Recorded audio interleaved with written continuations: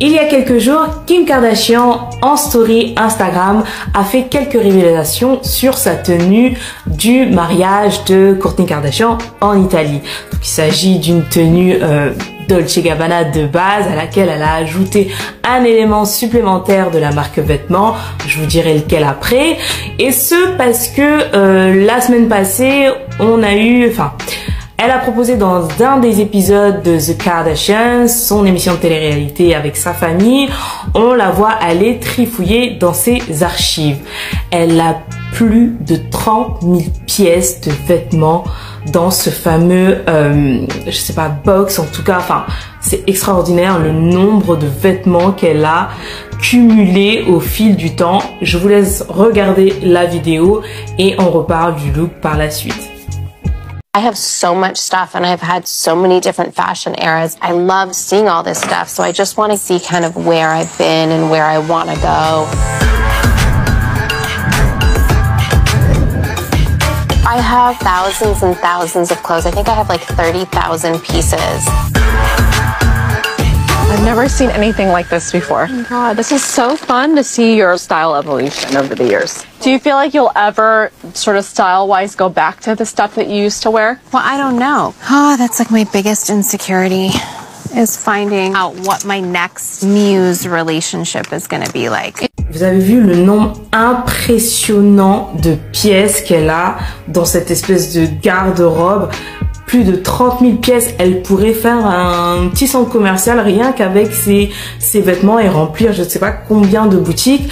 D'où le fait qu'elles aient un compte de revente de vêtements familial, je crois que c'est Kardashian Closet, où elles revendent la plupart de leurs pièces, enfin certaines de leurs pièces. Et c'est intéressant parce que la plupart des articles sont neufs, ont été très peu portés, sont en très bonnes conditions. Et au niveau des prix, ça vaut grave le coup. Mais comme ils livrent pas en France, j'ai pas envie de m'étendre dessus. Mais pour ceux qui sont aux États-Unis, c'est vraiment un bon plan, ce compte-là. Donc du coup, on revient au look. Donc le look qu'elle a porté pour le mariage de Kourtney Kardashian, c'est cette robe-là, Dolce & Gabbana, qu'elle avait achetée en 2011. Vous avez la description, la story, etc. C'était pour les Glamour Awards. Et du coup, toujours en story, elle a indiqué avoir ajouté cette robe en dentelle vêtements pour pouvoir moderniser le look. Oui, donc on va regarder le rendu, si c'est moderne ou pas. Donc le fait est que c'est vrai que la robe en dentelle, il y ait un gant qui soit, qu'elle se termine comme un gant. C'est vrai que ça apporte une touche moderne, c'est la seule touche moderne, c'est que la robe en dentelle soit qu'il y ait un gant inclus dans la robe, parce que pour le coup, le rendu du look, on aurait dit que les deux looks sont de 2011, il n'y aurait pas vraiment une différence. Je sais pas ce que vous en pensez. Au niveau de la touche de modernité, on s'arrête au niveau des mains. Ouais.